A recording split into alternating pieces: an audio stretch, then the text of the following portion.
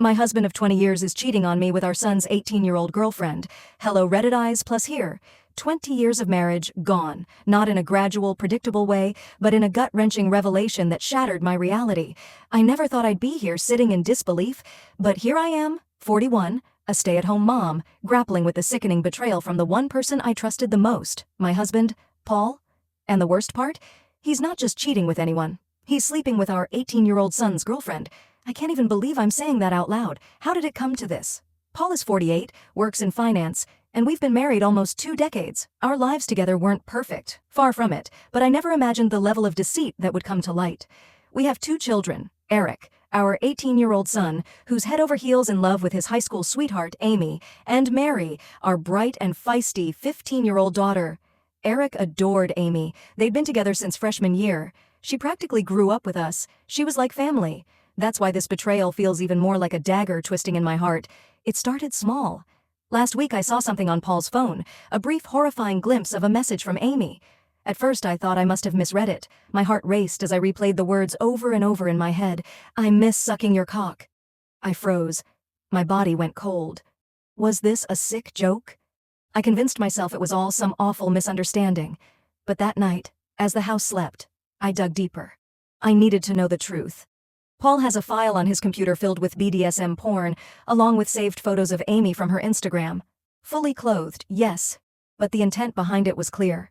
My stomach turned as I read more of their exchanges on his phone, each more twisted and hurtful than the last. He ridiculed me. I was the fat old wife, and Amy was the young, sexy girl he was enthralled with. They laughed about me, my husband and our son's girlfriend, laughing at me. I felt like my world was collapsing. Every hunch, every suspicion I ever had about Paul cheating on me was right, but nothing could have prepared me for this.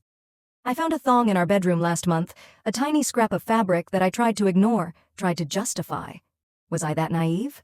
I told myself it must belong to Mary. God, how desperate I was to believe anything but the truth. But now it all makes sense. The late nights, the sudden attention to his appearance, the barely concealed smirks. And then there's Eric. My sweet, innocent son. How am I supposed to tell him this? How do I tell him that his father, his hero, is betraying him in the most unimaginable way? The weight of that truth crushes me every day. Eric worships Amy. He would never see this coming.